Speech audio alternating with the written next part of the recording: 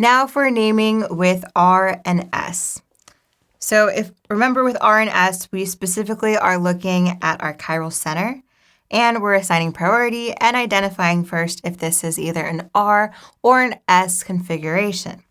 So in this case, if I were to look at this overall structure, well, I'm going to begin with just identifying all the different carbons. So our longest carbon chain is still going to be what we look for first. So in this case, I'd see this is 1, 2, 3, and 4. So this is butane. Next, I do have located at our second carbon on our carbon chain, I do have bromo.